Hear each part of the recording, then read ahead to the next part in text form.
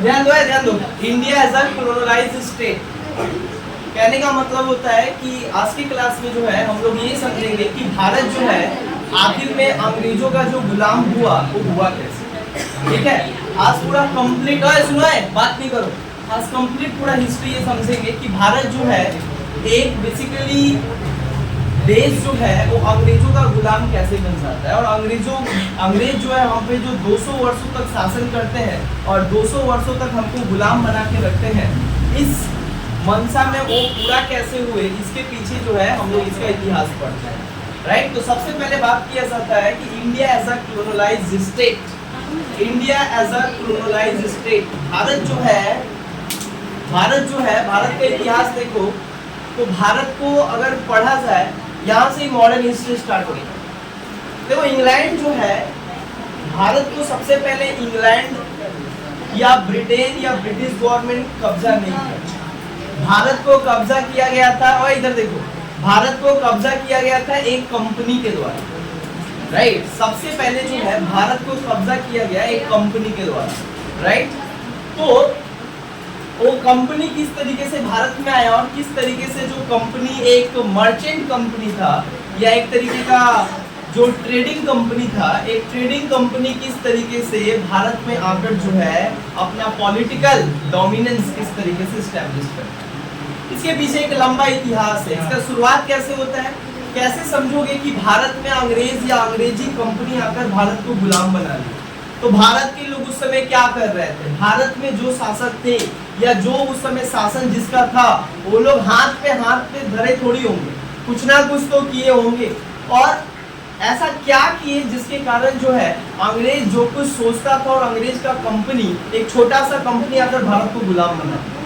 ये सोचने वाला बात है कि चार इंसान आकर जो है पूरे भारत को गुलाम बना ले और भारत के सारे जो शासक वर्ग है देखते रह जाए, ऐसा जो है बहुत कम इतिहास में पाया जाता है। ठीक कुछ ऐसा ही इतिहास जो है हमारे भारत का भी इतिहास है, जो भारत गुलाम हुआ। राइट, और सबसे बड़ा शर्म का बात है कि भारत गुलाम हुआ एक कंपनी के हाथ। जो कंपनी यहाँ पे आया था व्यापार करने के लिए, वही कंपनी यहाँ का स्वामी बन जाता और स्वामी बन जाता और 100 सालों तक भारत को क्या करता है, गुलाम बनाता और भारत के ऊपर शासन करता है। भारत के लोगों को समझ ही नहीं आता, लेकिन ये वो कैसे सफल कैसे हुआ।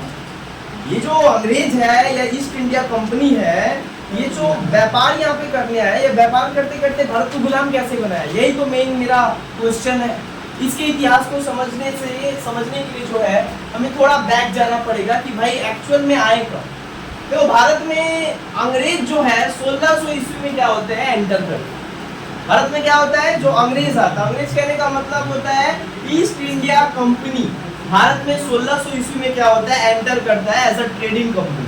और उसका मेन मकसद था भारत में आने के पीछे क्या था, कॉटन था। क्या था, कॉटन था। और क्या था, स्पाइस था। मतलब वो स्पाइस मतलब यहाँ से वो मसाला ले जाना चाहता था और चाहता था कि यहाँ की कपास का क्या करे, व्यापार करे। तो ये 2-3 चीज के लिए जो है इंग्लैंड से कंपनी आया, ईस्ट इंडिया कंपनी, जो कंपनी बेसिकली एक मर्केंटाइल कंपनी था, जिसको हम लोग मर्चेंट कंपनी कहा जाता है, जिसको हम लोग कहा जाता है कि वो ट्रेडिंग कंपनी था, टेक्सटाइल कंपनी था, जो कपड़ा का उद्योग करता था या कपड़ा का व्यापार। जब ये लोग 1600 में आए तो भारत में उस समय क्या था कि Mughal dynasty, Mughal umpire, right, उस समय पूरी तरीके से भारत में चल रहा था। और मुगल शासन, मुगल के जो शासक होते थे, जो सुल्तान हुआ करते थे, वही बेसिकली एम्परर होते थे और पूरे भारत को क्या करते थे, दिल्ली से चलाते थे। तो जिस टाइम पे ये लोग आया उस टाइम तो मुगलों का राज था ना भारत में। राइट, देखो 1601 जिस टाइम पे बेसिकली क्या है, जहांगीर, अगर थोड़ा तुम हिस्ट्री में जाओ तो जहांगीर का उस समय शासन चल रहा था। और 1607 ईस्वी में और 1615 ईस्वी में लगभग एक व्यक्ति आया, अंग्रेज एक आया, जो कहा कि हमको व्यापार करना। 1609 ईस्वी में आया, जिस व्यक्ति का नाम था सर थॉमस रॉय। क्या नाम था, सर थॉमस रॉय। वो आकर वो बोला कि यहाँ पे हमें व्यापार करना है। तब जाकर जहांगीर उसको क्या किया, रॉयल ग्रांट, रॉयल चार्टर, मतलब रॉयल उसको ग्रांट दिया गया। क्या ग्रांट दिया गया, ऐसा जहांगीर को लगता था कि दुनिया के बाहर से कोई देश, दुनिया के बाहर से अगर कोई व्यापारी आकर हमारे देश में व्यापार करेगा तो हमारा ही ना बेनिफिट है, हमारे से खरीदेगा, हमको पैसा देगा तो हमारा क्या होगा, और रोजगार बढ़ेगा, इकोनॉमी मतलब जो बेसिकली इकोनॉमी है उसमें इम्प्रूवमेंट होगा। ये सब चीज सोच के जहांगीर क्या करता है, अलाउ कर देता है, बोलता है जाओ व्यापार करो, जहां व्यापार करना है वहां पे व्यापार करो।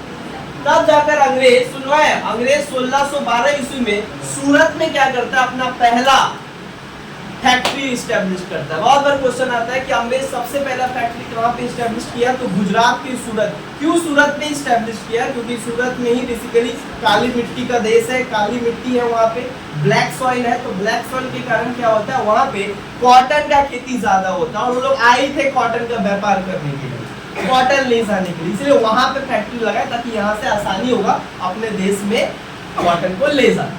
इसलिए 1612 ईस्वी में वो गुजरात के सूरत, कहाँ, गुजरात के सूरत में वो फैक्ट्री स्टैब्लिश की। सबसे पहले the first factory was established by East India Company in Surat, जिसका नाम क्या था, फैक्ट्री का सूरत फैक्ट्री।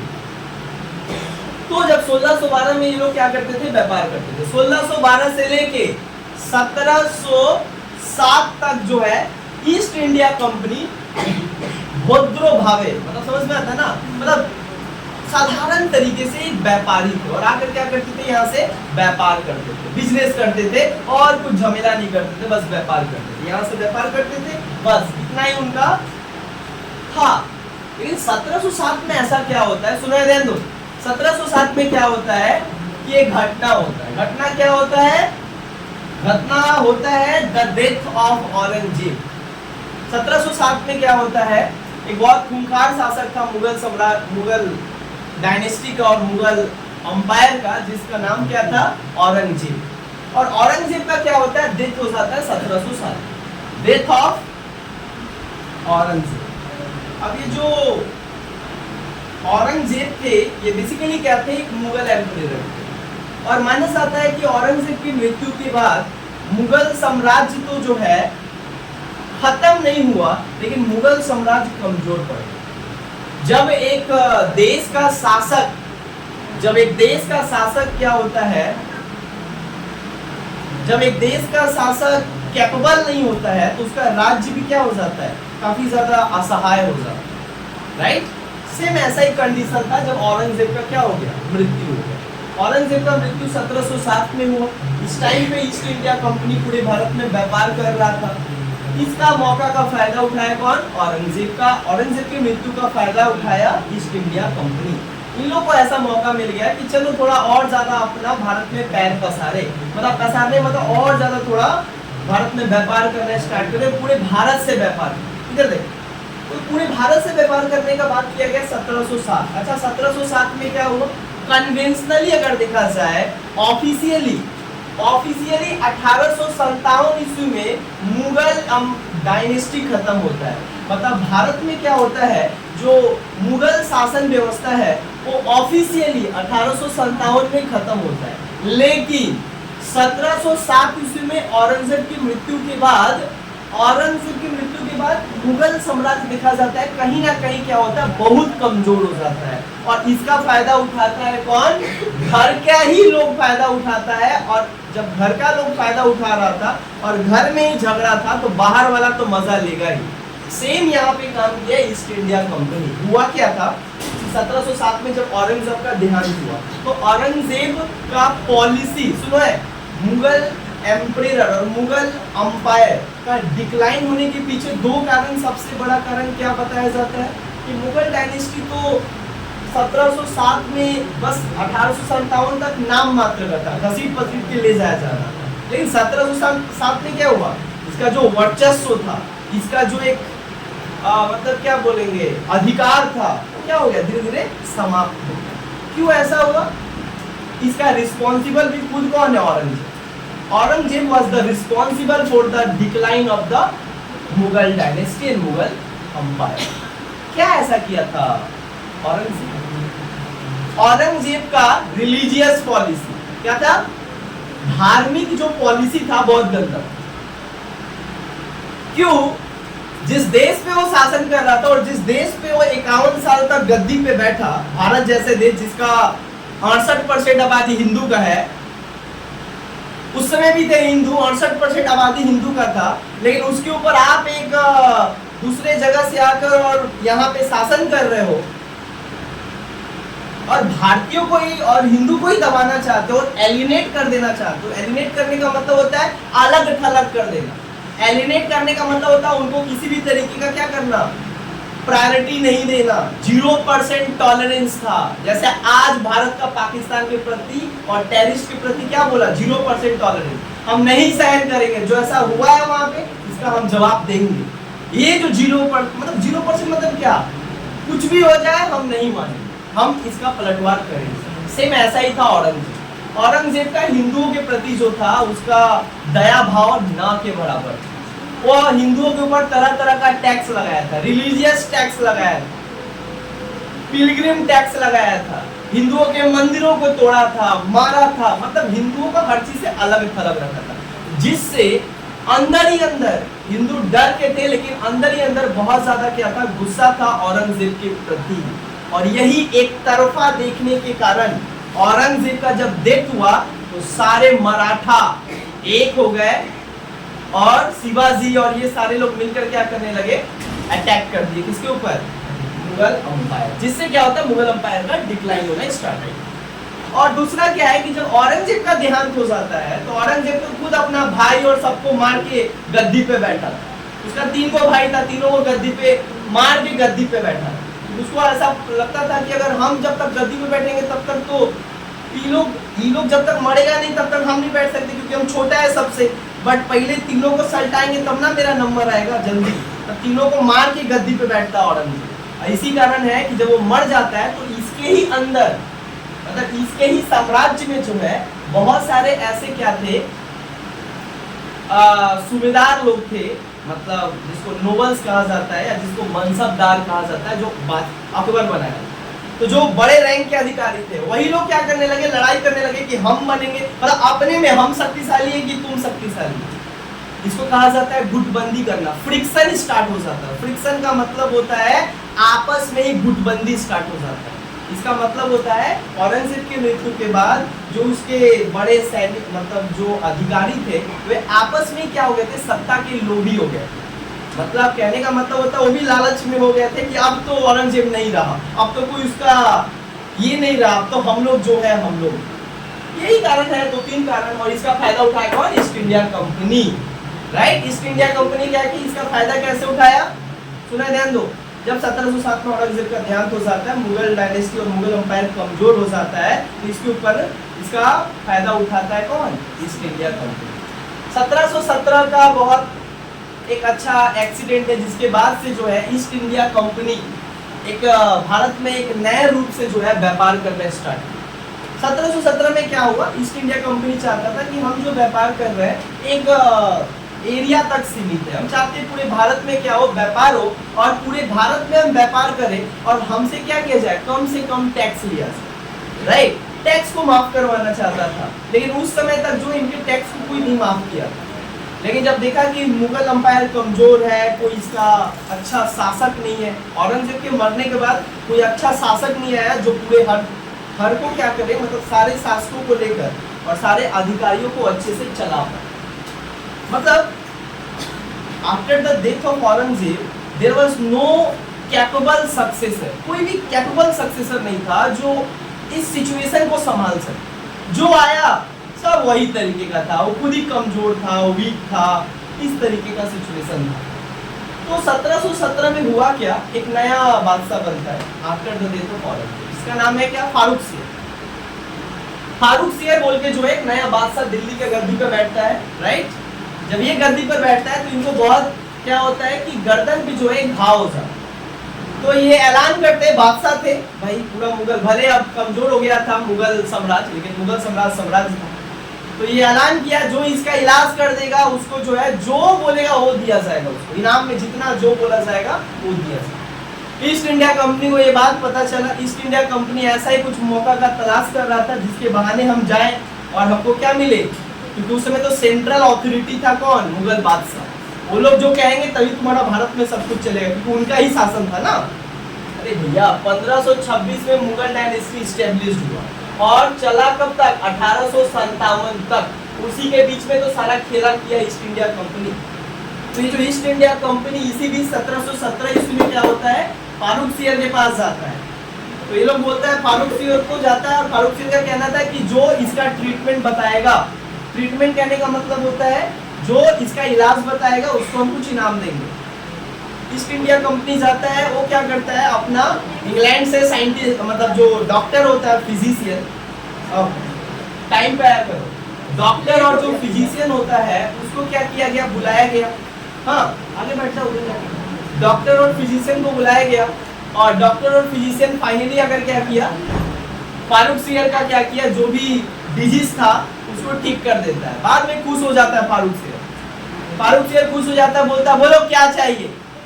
बोलता है कि प्रभु कुछ चाहिए नहीं ज्यादा कुछ, लेकिन इतना चाहिए कि हमको थोड़ा बंगाल में व्यापार करने नहीं देता है, जो आपका शासक है वो आपको व्यापार करने नहीं देता है, कृपया करके आप थोड़ा बंगाल में थोड़ा हमको लाइसेंस दे दीजिए व्यापार करने का। और तब जाकर क्या होता है, खुश होकर बोलता है बस, बोलता है हाँ बस। तो 1717 में क्या करता है, जो दिल्ली का बादशाह था उस समय फारूकसियर, वो क्या करता है एक फरमान देता है, इसी को कहा जाता है फारूकसियर फरमान। फरमान, ये फरमान किसको दिया जाता है, ईस्ट इंडिया कंपनी को। ये फरमान का मतलब क्या था, ये क्या फरमान था, दिल्ली का बादशाह फारूकसियर फरमान कहा, ईस्ट इंडिया कंपनी बंगाल में, बिहार में, उड़ीसा में जाकर व्यापार तो करेगा, लेकिन 3000 रुपया उसको प्रति साल देना पड़ेगा टैक्स के रूप में, और जिस राज्य में आप जाकर व्यापार कर रहे हो उसके आदेश का पालन करना पड़ेगा। ये दो बात फरमान में कहा गया था और बोला गया you have right to trade in Bengal but you have to pay the 3000 rupees annually. मतलब तुमको 3000 रुपया देकर आप पूरे साल व्यापार कर सकते हो और उस स्टेट के आदेश को मानना पड़ेगा। अच्छा यहाँ पे हुआ क्या, 1707 में यहाँ पे औरंगजेब डेथ, 1717 में सुनो है, 1717 में क्या होता है, फारूकसियर का फरमान मिल गया और ठीक 1720 ईस्वी में क्या होता है, मतलब ये जो पूरा यहाँ पे दिल्ली से पूरा क्या होता था, इंडिया पे शासन होता था और दिल्ली का मुगल अंपायर, मुगल एम्परर शासन करता था उस समय था फारूकसियर फरमान। धीरे धीरे देखा गया वीक होने लगा, जब वीक होने लगा तो उस समय बंगाल के एक सूबे थे, सूबा, उसको कहा जाता था सूबा, क्या कहा जाता था, सूबा, द सूबा ऑफ बंगाल, मतलब उस समय कहा जाता था द गवर्नर ऑफ बंगाल। मतलब मुगल जो बादशाह था वो अकेले तो इतना बड़ा एरिया को संभाल नहीं सकता है, जैसे आज देश का प्रधानमंत्री अकेले सारे स्टेट को नहीं दे सकते, इसीलिए हर एक स्टेट का स्टेट गवर्नमेंट होता है, चीफ मिनिस्टर। तो उस समय चीफ मिनिस्टर को कहता था ये लोग गवर्नर, और वो लोग अपने भाषा में कहता था सूबा, सूबा ऑफ बंगाल, सूबा ऑफ अवध, इस तरीके का था। मतलब आज की भाषा में समझो चीफ मिनिस्टर। तो ये जो सूबा था बंगाल का, जो मतलब बंगाल में जो बेसिकली देखरेख करता था, बंगाल का देखरेख करता था, बंगाल का सारा जो टैक्स होता था वो भेजने का काम करता था। बट उस समय सेंट्रल अथॉरिटी था किसका, मुगल अंपायर का। मतलब एक ही शासक है, बाकी सारे उसके प्रजा है, उसको जो बोलेंगे वो तो फॉलो करेंगे। तो यहाँ पे एक सूबा था जिसका नाम क्या था, मुर्शिद कुली खां। क्या नाम था, मुर्शिद कुली खां। मुर्शिद कुली खां 1720 ईस्वी तक एक गवर्नर थे और काम करते थे किसके लिए, मुगल बादशाह के। लेकिन 1720 में गवर्नर क्या बोले कि हम बंगाल को इस अथॉरिटी से क्या करना चाहते हैं, अलग करना चाहते हैं। हम मुगल बादशाह का बात मानेंगे लेकिन हमारा शासन होगा बंगाल में, हम तय करेंगे कि हम कैसे शासन करेंगे। मतलब बंगाल को इंडिपेंडेंट कर लिया, किससे, सेंट्रल मुगल अथॉरिटी से। अच्छा ये अलग कब हुआ बंगाल, 1720 ईस्वी में। इसको अलग किसने किया और इसका पहला नवाब बनता है। सुनो, अब ये जो सूबा अब केवल सूबा नहीं है, मतलब केवल गवर्नर नहीं है, अब यहाँ का वो क्या बन गया, बंगाल का स्वामी, बंगाल का जो हेड बन गया, राइट। अब अपना उस समय इसका ये क्या किया, टाइटल लिया, जिस टाइटल का नाम क्या है, नवाब। नवाब मतलब the chief minister of West Bengal, right. 1720 ईस्वी में बंगाल अपने आप को मुगल साम्राज्य से अलग कर दिया और यहाँ पे मुर्शिद कुली खां बन गए इसका स्वामी और उनको कहा गया नवाब। तो 1720 ईस्वी में बंगाल अलग हो गया। बंगाल का नवाब कौन बना, मुर्शिद कुली खां। एग्जाम में आएगा मुर्शिद कुली खां। मुर्शिद कुली खां बंगाल का पहला स्वतंत्र नवाब थे, याद रखना, the first independent nawab of Bengal. बहुत बार एग्जाम में आएगा क्वेश्चन, यही क्वेश्चन पूछा जाएगा कि बंगाल का स्वतंत्र नवाब कौन था। तो बंगाल का स्वतंत्र नवाब था मुर्शिद कुली खान। अच्छा, मुर्शिद कुली खान जिन्होंने अपने आप को मुगल बादशाह से अलग कर दिया और अपना बंगाल के ऊपर जो है अपना सार्वभौम स्थापित किया। इसको देखते देखते क्या हुआ, 1722 ईस्वी में क्या हुआ, अवध भी अपने आप को अलग कर दिया। अवध मतलब आज का अवध मतलब उत्तर प्रदेश, अवध मतलब उत्तर प्रदेश। अवध भी अपने आप को अलग कर दिया, बोला नहीं हम अवध पे हम अपने तरीके से शासन करेंगे। इस तरीके से 1724 में हैदराबाद भी अपने आप को अलग कर दिया। मतलब देखो धीरे धीरे समझ में आ रहा है कि जो मुगल अंपायर का जो कंट्रोल पूरे भारत पर था उस पर क्या हुआ, डिक्लाइन हो गया। मतलब अब मुगल बादशाह जो है पूरे भारत पे कंट्रोल नहीं करता था, क्योंकि सब अपने आप में बांट लिया और इसका अलग हेड बन गया। तो बाकी उसको ये सब पढ़ने का जरूरत नहीं है। नवाब, बंगाल का नवाब कौन बना, मुर्शिद कुली खान। और जब बंगाल का नवाब मुर्शिद कुली खान बना, इसी टाइम पे 1717 में अंग्रेजों को मतलब ईस्ट इंडिया कंपनी को क्या मिल गया था, फरमान। जब ये लोग बंगाल पहुंचे तो बंगाल में किसी और का शासन हो गया था, बंगाल का नवाब मुर्शिद कुली खान। मुर्शिद कुली खान सोचते थे कि ठीक है ईस्ट इंडिया कंपनी को जो है व्यापार करने दिया जाएगा, क्योंकि बादशाह जो कहा वो बात को मानेंगे, ठीक है, लेकिन तुमको मेरे लॉ एंड ऑर्डर को मेंटेन करना पड़ेगा। मेरे राज्य में व्यापार कर रहे हो तो मेरे राज्य का कानून मानोगे, और जो सेंट्रल बात है वो तो ठीक है, वो एप्लीकेबल होगा, ठीक है। 3000 रुपया दोगे और व्यापार करोगे मुफ्त, यही बात कहा गया था ना फरमान में। तो ये लोग आकर व्यापार कुछ दिन तक व्यापार किया ठीक ठाक, लेकिन जब यहाँ से ज्यादा व्यापार करने लगा और पैसा पूरे भारत से बहुत ज्यादा कमाने लगा ईस्ट इंडिया कंपनी, और कमा कर सारा कहाँ भेजने लगा, इंग्लैंड। इन लोगों का तो मकसद यही था ना, इंग्लैंड को विकसित बनाना, दूसरे उपनिवेश से पैसा लेकर कब्जा करके। अब यहाँ पे दिक्कत हुआ मुर्शिद कुली खान का घर, सुना ध्यान दो। कुछ दिन बाद देखा गया कि ये जो ईस्ट इंडिया कंपनी है, ये लोग इस फरमान का दुरुपयोग करने लगे, मिसयूज ऑफ फरमान। क्या मिसयूज करते थे, ये फरमान मतलब ये जो राइट था ये किसको दिया गया था, कंपनी को दिया गया था, कंपनी के एक कर्मचारी को नहीं दिया गया। याद रखिए, एक कंपनी को दिया गया था, टाटा को। अब टाटा के एम्प्लॉइज को नहीं दिया गया। तो ठीक काम यहाँ था east India company. East India company क्या करता था, मुफ्त में व्यापार करता ही था। इसका जो इसका मतलब ईस्ट इंडिया कंपनी मुफ्त में तो व्यापार करता ही था, लेकिन इसका जो कर्मचारी था, सुनो है, इसके जो कर्मचारी थे, अधिकारी थे, वो लोग भी जाकर क्या करते थे, व्यापार कर लेते थे और बोलते थे मेरा तो माफ है, मेरा माफ है, मतलब मेरा तो फरमान में कहा गया है तो तुम्हारा फरमान है, जबकि उनको फरमान नहीं दिया गया। ये बात जब मुर्शिद कुली खान को पता चला तो मुर्शिद कुली खान को ये बात अच्छा नहीं लगा कि भाई कंपनी को दिया गया, आप फरमान को क्या करोगे, फरमान के अनुसार आप व्यापार करोगे बंगाल में। और कंपनी के कर्मचारी है, लेकिन कंपनी को व्यापार करने का अधिकार था। एक टाटा इससे व्यापार करेगा तो उसको मुफ्त में दिया जाएगा, तुम इंडिविजुअल व्यापार करोगे और तुमको फ्री चाहिए, ऐसा थोड़ी है। भारत सरकार टाटा कंपनी को दिया है, ये टाटा के कर्मचारी को नहीं दिया। तुम टाटा का टैग लगाकर बोलोगे तुम कंपनी थोड़ी, तुम कंपनी के एम्प्लॉइज, चीजों में अंतर है। अच्छा, मुर्शिद कुली खान क्या होते हैं, थोड़े स्वतंत्र नवाब, इंडिपेंडेंट नवाब थे बंगाल। बाद में मुर्शिद कुली खान का क्या होता है, देहांत हो जाता है 1740 में। तो 1740 में गद्दी पे बैठता है मुर्शिद कुली खान का बेटा, जिनका नाम था अलवर्दी खां। क्या नाम था, अलवर्दी खां। अलवर्दी क्या बनते हैं 1740 में, क्या बंगाल के गद्दी पर, और कब तक रहते हैं 1756 तक। देखो कहानी यही से स्टार्ट होता है। अलवर्दी खान मुर्शिद कुली खान के बाद बंगाल के नवाब गद्दी पे बैठते हैं, राइट, नवाब बनते हैं। जब नवाब बनते हैं तो इनके पास भी वही समस्या आता है, the misuse of Farman and misuse of Dastak. Dastak का मतलब होता है सर्टिफिकेट, जो मुगल शासक के द्वारा ईस्ट इंडिया कंपनी को जो सर्टिफिकेट दिया गया था, जिसमें बताया गया था ये चीज को मानना पड़ेगा, उस सर्टिफिकेट का भी लोग क्या करता था, मिसयूज करता था। ये बात कौन नहीं सहन किया, ये बात मुर्शिद कुली मतलब अलवर्दी खान को जो है सहन नहीं हो रहा था। लेकिन फिर भी अलवर्दी खान क्या कर रहे थे, इन लोगों को व्यापार करने दे रहे थे बंगाल में, क्योंकि उनका मानना था कि बंगाल में बाहर से जितने व्यापारी आएंगे उतना ज्यादा यहाँ के व्यापारी को लाभ होगा और उतने ज्यादा यहाँ के लोगों को प्रॉफिट होगा और रोजगार ज्यादा मिलेगा। तो बंगाल उस समय काफी पैसा वाला था ना, तो बंगाल क्या कर रहा था, उनको दे रहा था आजादी, ठीक है व्यापार करो। लेकिन बाद में जो है अलाउद्दीन खान परेशान हो और अलाउद्दीन खान बोले इसको रोकने के लिए और डायरेक्ट बोल दिया कि तुम लोग को व्यापार करना होगा तो सबसे पहले दस्तक और फरमान को मानना पड़ेगा, अगर इसके अगेंस्ट करोगे व्यापार नहीं करने दिया जाएगा। ये बात कौन कहा?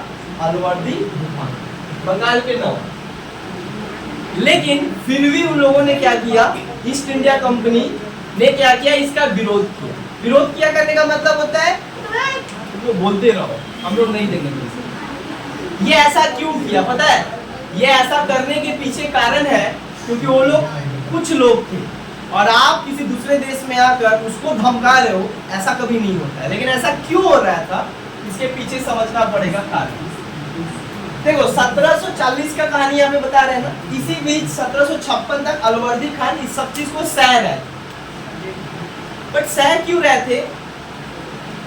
केवल बंगाल ईस्ट इंडिया कंपनी केवल बंगाल में व्यापार नहीं कर रहा था, वो सूरत में भी व्यापार कर रहा था, वो महाराष्ट्र में भी व्यापार कर रहा था और ज्यादा फिर जाकर कहाँ व्यापार किया? कर्नाटका में। अरे सुनो, जाकर कहाँ व्यापार किया? कर्नाटका में। और कर्नाटका में क्या था उस समय? फ्रेंच का अधिकार था कर्नाटका के क्षेत्रों पे। वहां पे जाकर क्या होता है, पहला फ्रेंच एंग्लो फ्रेंच वॉर होता है। फर्स्ट एंग्लो फ्रेंच वॉर मतलब कर्नाटका, इसको कर्नाटिक वॉर कहा जाता है। क्या कहा जाता है? कर्नाटका में जो था, कर्नाटका का नवाब था जिसका नाम था अनिरुद्दीन। कर्नाटका का नवाब जिसे बंगाल का नवाब था अनिरुद्दीन था, उसका शासन चल रहा था।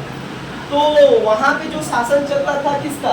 अनिरुद्दीन का, जो यहाँ के नवाब थे। उनको क्या था, फ्रांस मतलब जो फ्रांस भी तो आकर क्या किया था, कैप्चर किया था, कुछ कुछ कॉलोनी बनाया था। तो जब फ्रांस, सुनो कर्नाटका में फ्रांस का कुछ व्यापारी जिसको कहा जाता है फ्रेंच ईस्ट इंडिया कंपनी, जो कब आया था भारत में? 1664। याद रखना, French east India company Bharat में आया था 1664। वो भी एक व्यापारी गुट था, जो फ्रांस का एक व्यापारी था जो भारत में आकर व्यापार करना चाहता था। और ये कहाँ पे व्यापार करना चाहता था? कर्नाटका में उसमें व्यापार कर रहा था। और बंगाल में इसका कहाँ था व्यापार? व्यापारी केंद्र चंदन नगर। कहाँ था? चंदन नगर। बंगाल में चंदन नगर और कर्नाटका में बहुत सारा, मद्रास में था, ये सब जगह में। सुनो ध्यान दो, जब इंग्लैंड को पता चला कि भाई कोई और यूरोपियन भी आकर यहाँ से व्यापार कर रहा है तो इसको सहन नहीं हुआ।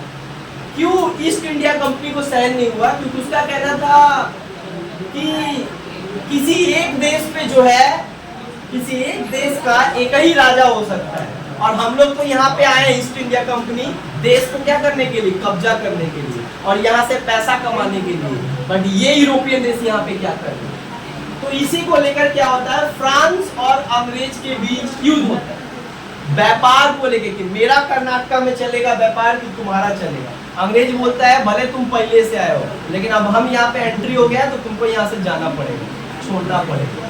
और इन्हीं दोनों में क्या होता है, 3 युद्ध चलता है। इसी को कहा जाता है first Carnatic war, second Carnatic war, third Carnatic war, या इसी को कहा हाँ पहला स्टार्ट होता है 1745 जिसको कहा जाता है first Anglo French war. Anglo मतलब इंग्लैंड और फ्रेंच मतलब फ्रेंच, दोनों के बीच क्या होता है? तो इधर देखो वॉर होता है, इसको कहा जाता है फर्स्ट एंग्लो फ्रेंच वॉर। दूसरा कब होता है? 1749 सेकेंड एंग्लो फ्रेंच वॉर और तीसरा होता है 1756। 1756 में क्या होता है? फाइनली 3 बार युद्ध होता है लेकिन पहला बार में क्या होता है? फ्रांस जीत जाता है। दूसरा जो 1749 होता है उसमें क्या होता है? अंग्रेज दोनों का मतलब ट्रीटी हो जाता है, समझौता हो जाता है, कोई जीतता नहीं है और कोई हारता नहीं है। लेकिन फाइनली 1756 में क्या किया अंग्रेज? ईस्ट इंडिया कंपनी क्या किया? फ्रांस, और फ्रांस का सपोर्ट कर रहा है कर्नाटका का नवाब, दोनों को हराकर पूरे कर्नाटका पे अधिकार।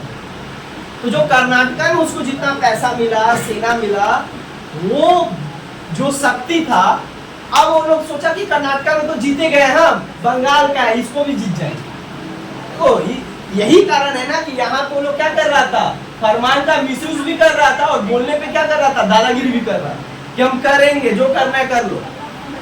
ये बात किसको अच्छा नहीं लग रहा था? अलवर्दी खान को। अलवर्दी खान एक जन को स्पीच दिए है। क्या स्पीच दिया है? सुनो है, वो स्पीच ये दिए थे कि ये जो अंग्रेज है, ईस्ट इंडिया कंपनी है, मधुमक्खी के छत्ते की तरह है, मधुमक्खी के छत्ते की तरह है, जिसको अगर छेड़ दो तो हो सकता है तुम्हारे जान भी ले सकते। ये क्यों ऐसा है? नहीं समझ में आया? देखोगे मधुमक्खी का जो छत्ता में पूरा मधुमक्खी लगा रहता है, अगर उसको ढेला मार दो, अगर या हीट मार दो, सारा उड़ के अगर क्या होता है एक जगह चले जाए तो हो सकता है उस इंसान को मार भी दे, है ना? बोलते ये मधुमक्खी के छत्ते की तरह। समझ में आया? जब तक ये एक जगह है तब शांत है, लेकिन अगर किसी एक के ऊपर क्या होता है कि ऐसा होता है तो जान भी ले सकते। और ये हमारे लिए बहुत, बंगाल के लिए बहुत खतरनाक। बट अलवर्दी खान का उम्र हो गया, उनसे कुछ हो नहीं रहा। तो अलवर्दी खान का सबसे बड़ा दिक्कत था कि उसका अपना कोई बेटा नहीं था। उस समय क्या होता था, बाप का मतलब बाप के बाद बेटा ही गद्दी पे क्या करेगा, बैठेगा। उस समय हेरिडिटरी सिस्टम चल रहा था, वंशागुणत शासन प्रणाली चलता था, राजा का बेटा ही राजा होगा। तो नवाब का बेटा नवाब होगा, बट इनका बेटे नहीं, इनका दो बेटी। अलवर्दी खान का दो बेटी, एक का नाम है घसीटा बेगम, इधर देखो, एक का नाम है घसीटा बेगम और एक का नाम है अमीना बेगम। सुना ध्यान तो है? एक का नाम क्या है? घसीटा बेगम, एक का नाम है अमीना बेगम। ये जो घसीटा बेगम है इतनी बड़ी है, किससे? अमीना बेगम से। तो ये बड़ी डॉटर, ये छोटी डॉटर। घसीटा बेगम का भी एक तो क्या था, नालायक बेटा था, जिसका नाम था शौकत जंग। क्या नाम था? शौकत जंग। क्या नाम था? शौकत जंग। और अमीना बेगम है, सुनो, अमीना बेगम का नाम क्या था बेटा का? इसका नाम था सिराज। क्या नाम था? सिराज। It's called Siraj. तो अलवर्दी खान सोचते हैं कि भाई 1756 में उनका स्थिति खराब हो गया, वो चल नहीं पा रहे थे, तो सोच रहे थे कौन से किसको बैठाए गद्दी पे, जो एक तरफ ईस्ट इंडिया कंपनी जिससे बंगाल को खतरा है, और दूसरी तरफ बंगाल का शासन व्यवस्था किसको सौंपे जो बंगाल को क्या कर सकता है, अच्छे से चला सकता है। सुनो है, बात करो, अच्छे से चला सकता है। तो अब इनके पास तो अपना कोई पुत्र था नहीं, तो अपना बेटी का दो पुत्र था। तो अमीना, घसीटा बेगम बड़ी थी, तो शौकत जंग भी बड़ा था, और अमीना बेगम छोटी थी, सिराज था। अब क्या हुआ, अलवर्दी खान क्या किए, हालांकि वो तो नाना बन गया ना, तो अलवर्दी खान क्या किए, मतलब बोल सकते हो तुम धोखेबाजी किए, लेकिन सही बात किए। वो बोलते थे कि जो शौकत जंग है ना, ये बहुत लालची इंसान है। जो शौकत जंग है ये बहुत ज्यादा क्या है, एम्बिशियस पर्सन है। एम्बिशियस मतलब महत्वाकांक्षी, मतलब अपने स्वार्थ के लिए कुछ भी कर सकता है।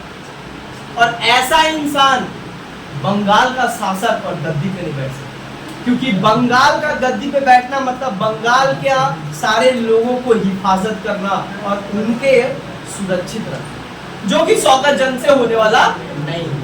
बट उनके छोटी बेटी का बेटा था, इसका नाम था सिराज।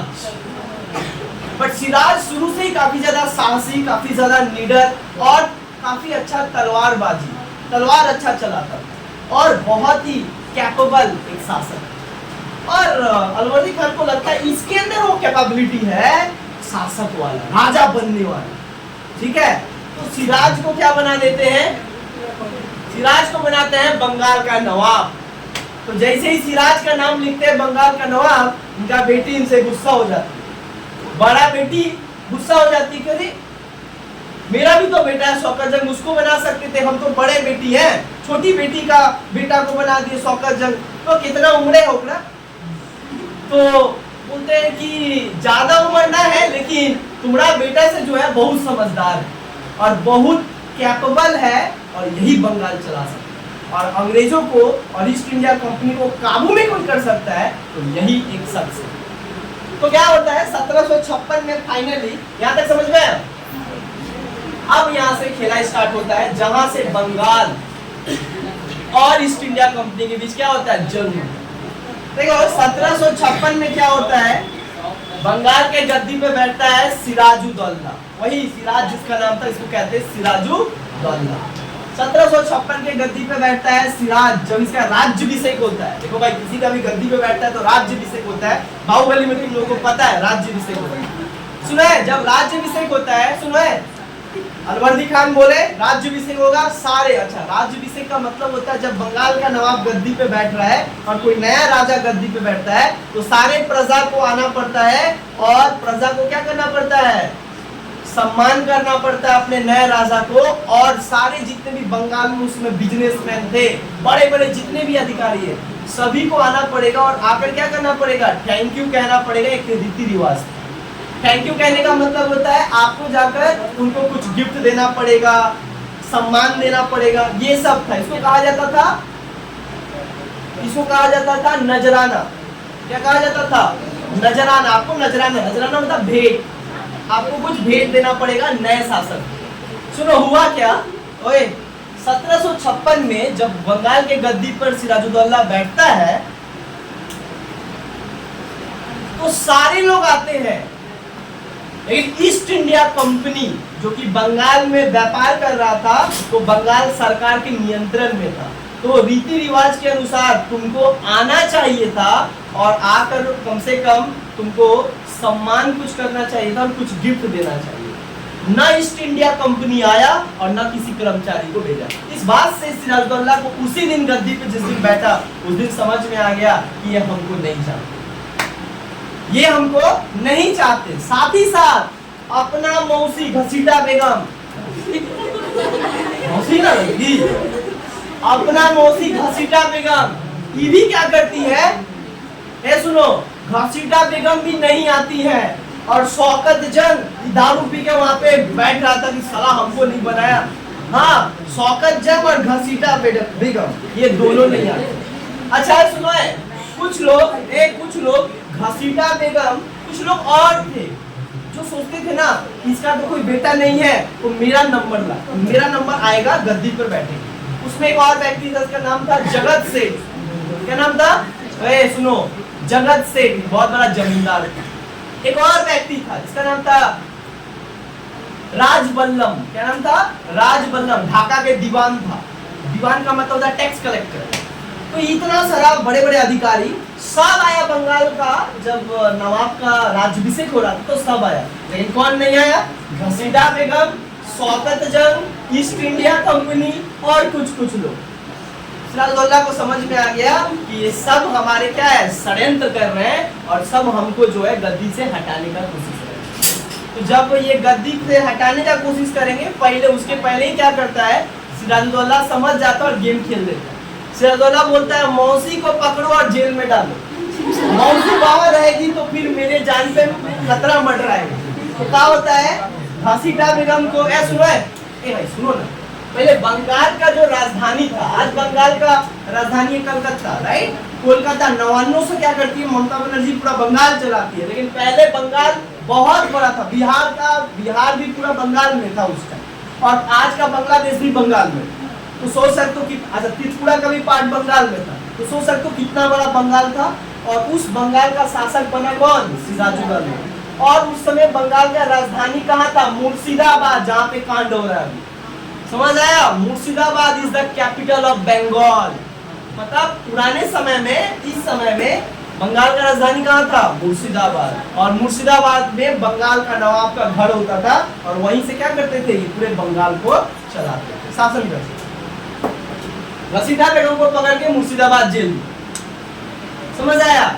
जगत सेठ, ये सारा शौकत जंग सब क्या है, अंदर ही अंदर जो है षड्यंत्र रच रहा है कि सब षड्यंत्र रच रहा है कि सिराजुद्दौला को जल्दी से इस गद्दी से हटाना पड़ेगा। तो इस बात को समझ गया था सिराजुद्दौला। देखो स्थिति खराब कहाँ हुआ, एक तो पहला कारण बना क्या कि ईस्ट इंडिया कंपनी का कोई भी कर्मचारी और कोई भी अधिकारी नहीं आया और सम्मान देने नहीं आया। इससे साफ है कि ईस्ट इंडिया कंपनी सिराजुद्दौला को नहीं चाहता था कि गद्दी पे बैठे। This is the first causes of the war. ये पहला युद्ध का कारण है, सैन्य युद्ध होना तय हो। दूसरा कारण क्या हुआ, जब ये गद्दी पे बैठा 1756 में, तो देख रहा है कि हम शासक हैं, बंगाल का नवाब हम है, ताज मतलब कि जो कांटा का जो ताज होता है वो हम पहने हैं और पूरा बंगाल हमारे अंदर है। और ये जो ईस्ट इंडिया कंपनी और इसका जो चमचा लोग है, अधिकारी लोग है, ये लोग जाकर पूरे बंगाल में खुलेआम व्यापार कर रहा है बिना पैसा दिए। अच्छा, जो 3000 रुपया बोला गया था वो नहीं दे रहा। इतना ज्यादा क्या होता है गुरूर, क्यों गुरूर बढ़ गया था? क्योंकि 1756 में वो कर्नाटक को जीत गया। पैसा बहुत था, गर्मी था, सैनिक भी था उसके पास, तो सोचा था बंगाल बंगाल को भी क्या करेंगे, जैसे कर्नाटक को हरा दिए उस तरीके से बंगाल को हरा देंगे। लेकिन बंगाल में कोई और था, सिराजुद्दौला, खुद अपने ही नहीं सोचा, अपना मौसी को जेल में डाल दिया, तुम कौन हो? हाँ, तो सिराजुद्दौला को ये खराब लगता है। दूसरा सबसे बड़ा युद्ध का कारण बनता है वो क्या? मिसयूज ऑफ दस्तक एंड फरमान।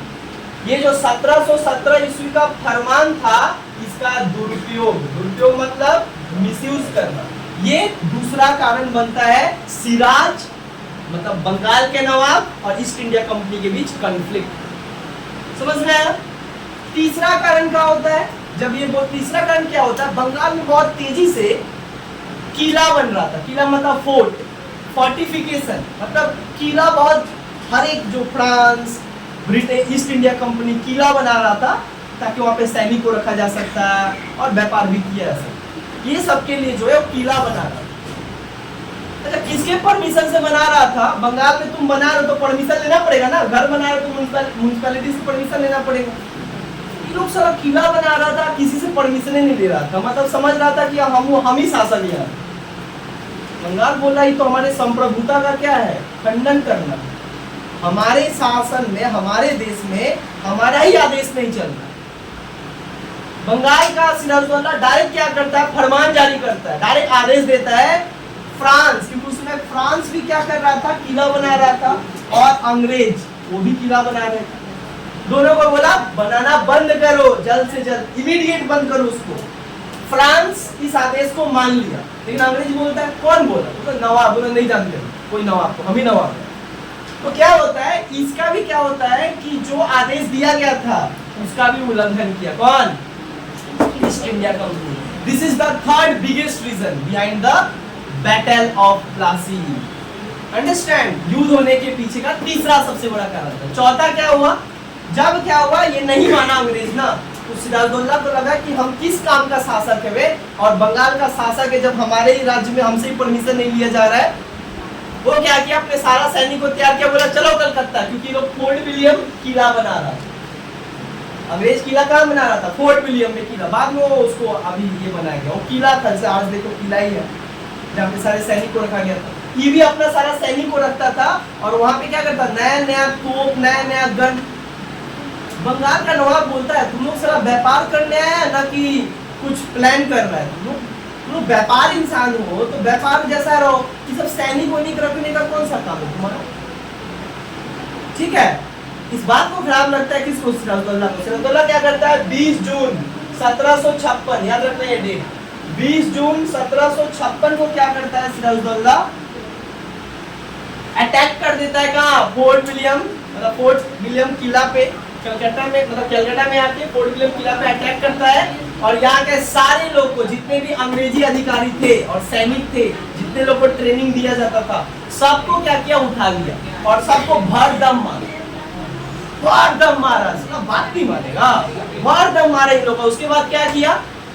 146 बड़ा बड़ा अधिकारी था अंग्रेज का, उन सबको अरेस्ट किया और ले आया, और 18x24 मतलब छोटा सा, इससे भी छोटा रूम था, 18x24 फीट, मतलब इसी तरीके का क्या था, एक छोटा सा रूम था।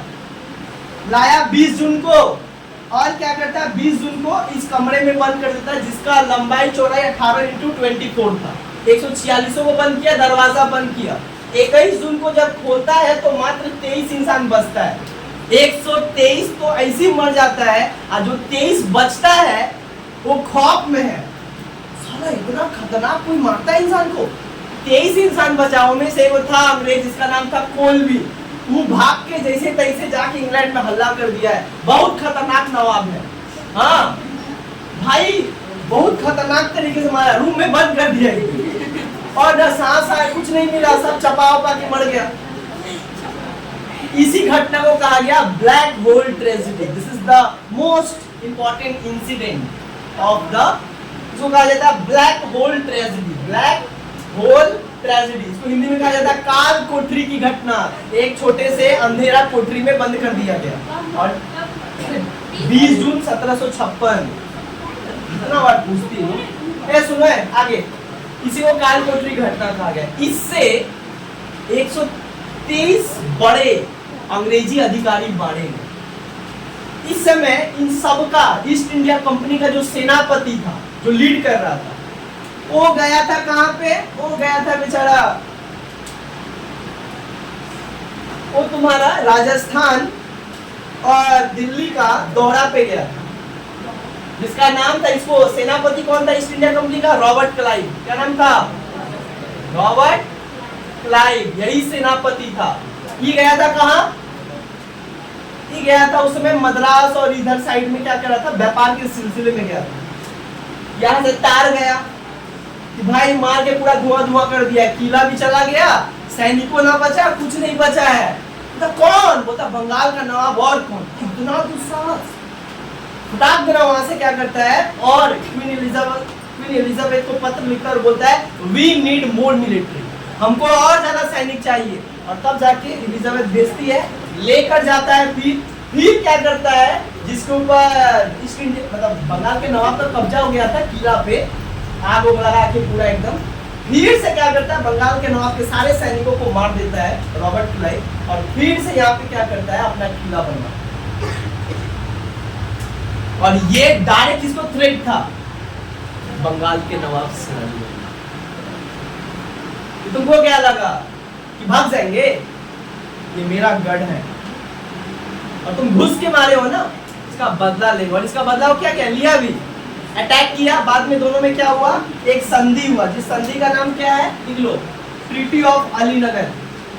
बाद में क्या होता है कि जो कलकत्ता में जो फोर्ट विलियम किला था, इसको पुनः क्या किया, रॉबर्ट क्लाइव कैप्चर कर लिया। और इन दोनों रॉबर्ट क्लाइव के सैनिक, मतलब Robert Clive, east India company और बंगाल के नवाब के बीच एक संधि हुई, जिस संधि का नाम क्या था? Treaty of Alinagar. क्या नाम था? Treaty of Alinagar. क्या हुआ था कि फोर्ट विलियम किला पे अटैक किया था सिराजुद्दौला, और क्या किया, उसका नाम था कलकत्ता। उस कलकत्ता का नाम चेंज करके रख दिया अलीनगर। क्या है? अलीपुर। अलीनगर क्या है रखा? सॉरी, अलीनगर रखा। अलीनगर क्यों रखा? क्योंकि वो अपने दादा के जो नाना थे अलवर्दी के नाम पे क्या किए थे? अलवर्दी के नाम पे वो रख दिया था अलीनगर। इसीलिए संधि का नाम भी क्या है? ट्रीटी ऑफ अलीनगर की शांति लाओ। ये कब होता है? 1757। याद रखना, 1757, 2 फरवरी 17। दादा के नाम पे कलकत्ता का नाम चेंज करके सिराजुद्दौला अली नगर रख दिया था, इसीलिए इसको अलीपुर कहा जाता है। आज भी जाओगे तो अलीपुर है, अलीपुर रख दिया था। समझ में? इसी पे एक संधि हुआ, जिस संधि का नाम क्या है? ट्रीटी ऑफ अलीनगर, 1757 में। ये समझ में यहाँ तक? अच्छा, जैसे ये ट्रीटी हुआ 1757 में, एक और घटना हुआ जो तो पूरा, अब तो ऐसा लग ही गया था कि अब बंगाल का नवाब या ईस्ट इंडिया कंपनी में जोरदार क्या होगा? युद्ध होगा। क्योंकि बंगाल के नवाब को जाकर थ्रेट दिया गया और उनके सैनिकों को मारा गया और पुनः किलाबंदी किया गया। और इस बार किला बनाकर तोप रखा गया मुर्शिदाबाद राजधानी, जहाँ पे नवाब बैठता है। एक और कारण क्या बनता है सबसे इमीडिएट? नवाब सिराजुद्दौला को पता चला कि सारा घर के अंदर ही बहुत ज्यादा जेल है। मतलब जेल कहने का मतलब होता है घर के अंदर ही बहुत सारा भ्रष्टाचार है। वो हमारे तो शासक हैं, हमारे अंदर तो काम कर रहे हैं, लेकिन वो बेसिकली क्या है? बस नाम क्या है? बंगाल के लोग, लेकिन वो काम किसके लिए कर रहा है? अंग्रेजों के लिए काम कर रहा है। पता चला कौन कौन कर रहा है? बोले कि इतना दिन से ढाका से हमको पैसा नहीं है। ढाका से जो है रेवेन्यू मतलब राजस्व, जो टैक्स है, वो आया नहीं है पिछले 10-20 सालों में। काहे नहीं आया? वो डायरेक्ट क्या करता? फरमान लिखता है बंगाल का नवाब सिराजुद्दौला और वैसा 24 घंटे के अंदर पैसा लेकर पेश होगा मुर्शिदाबाद राजधानी में, नहीं तो कत्ल कर दिया जाएगा। अब क्या होता है? 25 साल से तो पैसा नहीं दिया है। ढाका के दीवान कौन था? राजबल्लभ। क्या नाम था? राजबल्लभ। अब राजबल्लभ क्या किए? बोले आप कोई नहीं बचा सकता तुमको, राजबल्लभ क्या किया, डर के मारे अपने आप को सुसाइड कर लिया। और क्या किया, अपना जो बेटा था कृष्णदास, ओकरा सारा पैसा दे दिया, बोला जितना बचा के रखे जो नहीं भेजे थे, लेके भाग जाओ। कहाँ? डायरेक्ट भाग जाओ ईस्ट इंडिया कंपनी के पास, वही तुमको बचा सकता है। दुश्मन का दुश्मन दोस्त। हाँ, हम लोग तो दुश्मन है ना, किसका? बंगाल के नवाब का। वो भागते भागते, अच्छा उसका बेटा का नाम क्या था? कृष्णदास। वो पैसा लेके कहाँ चल जाता है? ईस्ट इंडिया कंपनी के शरण में। और जब ये बात खबर किसको मिलता है? नवाब को पता चलता है, तो नवाब डायरेक्ट बोलता है कंपनी से, हमको तुमसे झगड़ा नहीं है, ये मेरा अपना मामला है, सौंप दो मेरे को कृष्णदास को। कंपनी बोलता है हम नहीं सौंपेंगे। मतलब डायरेक्ट है, चुनौती दे रहा है ईस्ट इंडिया कंपनी, मतलब direct East India Company Bengal के संप्रभुता को चुनौती दी कि नहीं देंगे, क्या कर लोगे। अब सिराजुद्दौला को ऐसा लगने लगा कि हमारे ही देश में और बंगाल में ही हमारा कुछ चल नहीं रहा। तब क्या किया, सिराजुद्दौला बोला सेना तैयार करो, बहुत हुआ, अब तो आर नहीं तो पार। बंगाल में ऐसे लोगों की जरूरत नहीं है जो बंगाल के संस्कृति और बंगाल को लूट कर ले जाए, और जो बंगाल के शासक का आदेश नहीं माने। ये सारा चीज कारण बना एक नया युद्ध का, जिस युद्ध को जो है हम लोग बैटल ऑफ प्लासी के नाम से जाना जाता है। ये भारत के इतिहास का वो पन्ना है जिस पन्ना के बाद जो है भारत गुलाम बन गया। इसके पहले तो भारत मुगल साम्राज्य के अंदर था, लेकिन अंग्रेज फर्स्ट टाइम यहाँ पे अटैक किया। देखो हुआ क्या, एक तरफ बंगाल के नवाब सिराज, और जो सिराज थे बंगाल के नवाब, ये डायरेक्ट बोले, तय किए कि भाई सेना तैयार करो, बहुत हुआ, ईस्ट इंडिया कंपनी को बंगाल से भगाना है, राइट। क्योंकि अगर ये बंगाल में रह गए तो बंगाल के सारा धन को ये लूट लेंगे और बंगाल की संस्कृति को भी खत्म कर देंगे। इसके लिए क्या होता है, सिराजुद्दौला का सेनापति था। सिराजुद्दौला का क्या था? सेनापति था, जिस सेनापति का नाम था मीर जाफर। क्या नाम था? मीर जाफर सेनापति था। सिराजुद्दौला भाई बंगाल का नवाब, इतना बड़ा उस समय बंगाल था, बिहार भी उसी में था। अच्छा, कितना सैनिक था सिराजुद्दौला के पास? 50,000 सैनिक। कितना था सैनिक? 50,000 सैनिक। सिराजुद्दौला का सेनापति कौन लीड कर रहा था? मीर जाफर, जो जनरल कहा जाता है। और दूसरे तरफ अगर देखा जाए तो ईस्ट इंडिया कंपनी को लीड कौन कर रहा था? Robert Clive. कौन? Robert Clive.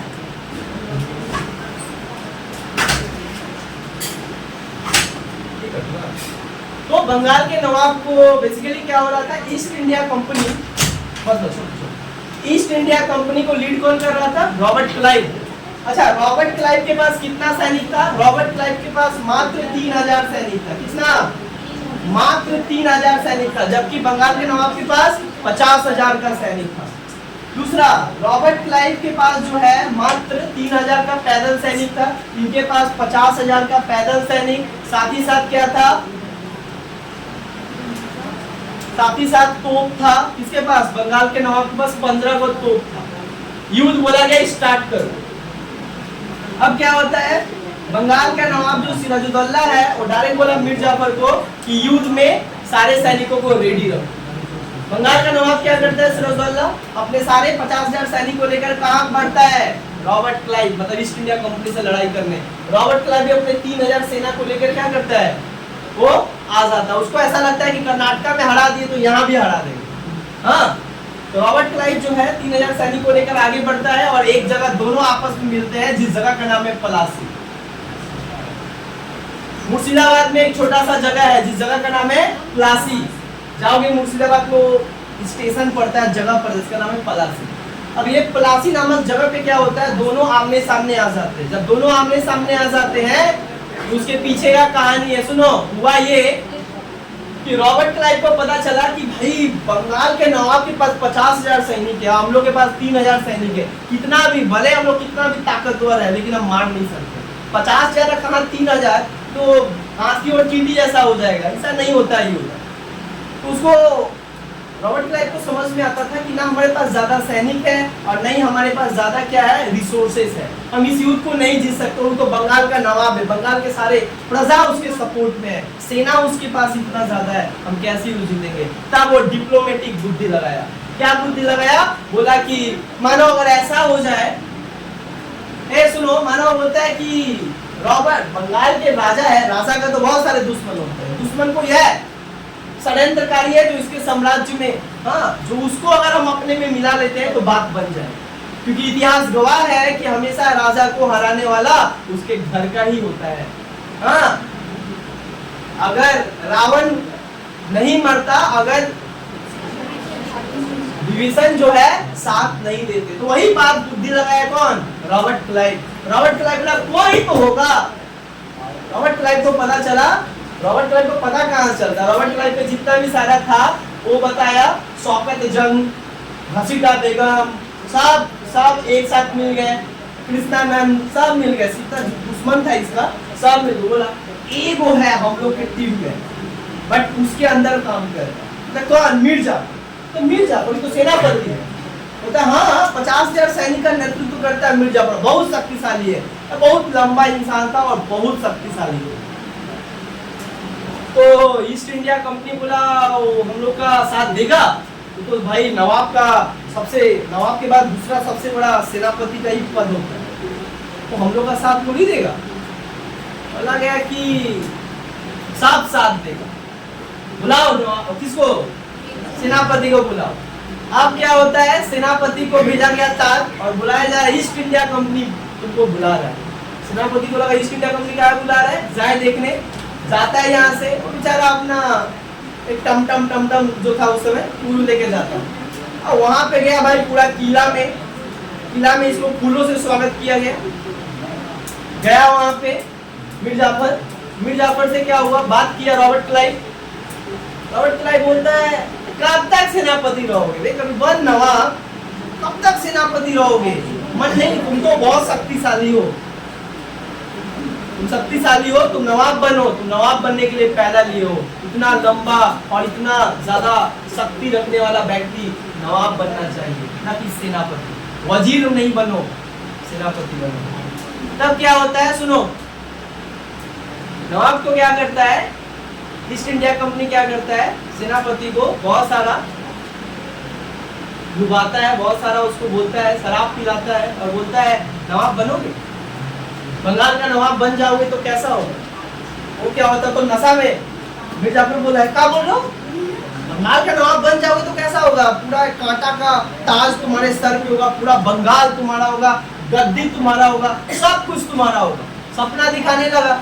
अब बोलता है ये सब सपना है, ये सब हकीकत में नहीं होने वाला है, क्योंकि बंगाल का नवाब केवल उसके खून के ही लोग बन सकते हैं, राजा का बेटा ही केवल मतलब नवाब बन सकता है। हम लोग तो वजीर हैं, हम लोग को तो अधिकार ही नहीं है कभी क्या करने का, बंगाल का नवाब बनने। और इधर देखो, बंगाल का नवाब बनने का हम लोग को तो अधिकार ही नहीं है। बोलते बंगाल का नवाब अगर बनना चाहते हो ये बोलो, अधिकार है कि नहीं वो हम लोग देख लेंगे, बनना चाहते हो? पता है क्या बोलो समझ नहीं आ रहा। उसको दारू पिला के बोलता है ए गार्ड छोड़ दो इसको। मिर्जाफर को क्या करता है, आया था टमटम से, गया जीप से गया, उसको घर छोड़ दिया गया। वो पी के कहाँ बोला था नवाब, रात भर उसको सपना आता है कि नवाब कैसा लगेगा, पूरा सब मेरे को सलाम करेंगे आके। अब क्या होता, अगला दिन बुलाना ना पड़ा, खुदे चला गया मिर्जाफर कहाँ, ईस्ट इंडिया कंपनी में। बोले क्या बोला था रॉबर्ट ने, बोल रहे थे कि तुमको ऑफर दे रहे थे कि बंगाल का नवाब बनो, लेकिन तुम वो की मानने के तैयार नहीं। तो बंगाल का नवाब कौन नहीं बनना चाहता, लेकिन कैसे बनेंगे, तो तुम बनोगे तो ये बताओ। तब बनेंगे, बोलता है ठीक है शराब पता है तुम लोग क्या है सब चुल्लू उल्लू पीते हो। हम लोग भाई ब्रांडेड इंसान, ब्रांडेड पियो लो थोड़ा। अब क्या होता है, शराब उड़ा पिलाता है, लास्ट में क्या होता है, दोनों में सेटिंग होता है। ईस्ट इंडिया कंपनी क्या करता है, उसको इस बात का ये प्रॉमिस करता है, अगर तुम मेरा एक साथ दोगे तो तुम अगला दिन बंगाल का नवाब। मिर्जाफर बोलता है क्या करना पड़ेगा, बोलता है जब हम युद्ध करेंगे, और जब हम युद्ध करेंगे तुम्हारे पास तो 50,000 का सैनिक, तुम तो सेनापति हो, और सेनापति जो सैनिक को आदेश देगा वही करेगा। युद्ध में क्या करना, जब युद्ध हो तो तुम सेना को आदेश ही नहीं देना युद्ध में लड़ाई करने का, और बंदूक चलाने का। ये क्या होता है, यहाँ पे षड्यंत्र होता है जो कि सिराज नवाब नहीं समझता है, सिराजुद्दौला। और लास्ट में प्लासी नामक जगह पे जब दोनों आमने सामने आते हैं, और यहाँ पे बहुत सारा तोप था, किसके पास, सिराजुद्दौला के पास। और यहाँ से 3000 का सैनिक आ रहा था, बंगाल का रॉबर्ट क्लाइव की लीड में। यहाँ पे इसको लीड कौन कर रहा था? मीर जाफर। सिराजुद्दौला को नहीं पता था, सिराजुद्दौला को नहीं पता था कि ये क्या है, मिल चुका है। दोनों में क्या होता है? युद्ध होता है। युद्ध कब होता है? 23 जून 1757 ईस्वी को क्या होता है? प्लासी नामक जगह में रॉबर्ट क्लाइव और ईस्ट इंडिया कंपनी के बीच, रॉबर्ट क्लाइव और बंगाल के नवाब के बीच युद्ध होता है। और इस युद्ध में क्या होता है? मीर जाफर, जब युद्ध स्टार्ट होता है तो मीर जाफर सैनिक को आदेश ही नहीं देता है, उल्टा सारा तोप जो है ऐसे घुमा देता है, जिसे अपने ही सैनिक को जो है लग जाता है। बाद में कुछ जो सैनिक वफादार थे नवाब के प्रति, वही क्या किए गए युद्ध में, इतना से कुछ होने वाला नहीं। बाद में ये लोग 3000 हावी पड़े, क्योंकि ये लोग युद्ध ही नहीं किया, सब भाग गया सैनिक, क्योंकि मीर जाफर जो है मिल गया था। और तब जब नवाब को ये बात पता चलता है तो नवाब सॉफ्ट हो जाता है सिराजुद्दौला, लेकिन वो अपने जितना हो पाया उससे लड़ाई किया। लास्ट में उसको कुछ सैनिक आकर कहे कि आप यहाँ से चले जाइए, हम लोग युद्ध किसी भी सिचुएशन में जीतने वाले नहीं। उसको क्या होता है? भगा देता, अपना सारा वेशभूषा चेंज करके नवाब सिराजुद्दौला जो है भाग जाता है। और क्या होता है? इस तरीके से इसी को कहा जाता है battle of Plassey, battle of Plassey. और ये प्लासी नामक युद्ध में क्या होता है? बंगाल के नवाब का हार होता है और ईस्ट इंडिया कंपनी का जीत हो जाता है। बट सबसे बड़ा दुख होता है विश्वासघात, अपनों ने ही पीछे से छुरा मारा इस युद्ध में, ना तो हम ये हारते नहीं, और अगर ये नहीं हारते तो आज का 200 वर्षों का इतिहास कुछ अलग होता। 200 वर्षों का इतिहास जहाँ पे ईस्ट इंडिया कंपनी अब एक शासन करने लगा बंगाल पे, ये नहीं होता अगर मीर जाफर विश्वासघात नहीं करता, अपने ही हम लोग को धोखा दिया। और यही मीर जाफर जब ये हुआ, जब प्लासी का युद्ध खत्म हुआ, और कहे अनुसार मीर जाफर अगला दिन 1757 में बंगाल के गद्दी पे नवाब बन गया। जब बंगाल के गद्दी पे नवाब बना तो बंगाल का जितना धन था, जितना पेटी में था, सब किसको दान दे दिया? East India company.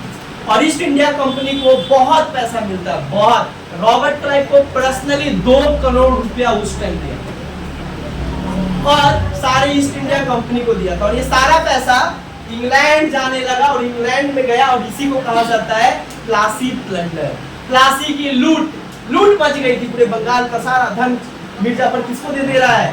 कंपनी को। क्यों? क्योंकि मीर जाफर को बनाया कौन? East India company. अच्छा, बाद में एक दिन सुनो है, बाद में एक दिन कृष्णा नगर है, वहां पे क्या होता है? अचानक सिराजुद्दौला क्या होता है? सब कुछ तो चेंज कर लेता है, लेकिन अपना जूता चेंज करना भूल जाता है और शाही खानदान वाला जूता ही पहने। और मीर जाफर बोल दिया था, जहां भी दिखे सिराजुद्दौला पकड़ के लाओ मेरे पास, भागने ना पाए। बाद में उसका सैनिक पहचान जाते हैं और सिराजुद्दौला को पकड़ के लाते हैं, उसके जूता से पहचान जाते हैं, लाया जाता है और मीर जाफर के सामने पेश किया जाता है। और मीर जाफर उस समय बंगाल का नवाब, वो बोलता है अपने बेटा को कि लो, इसके साथ जो करना है करो।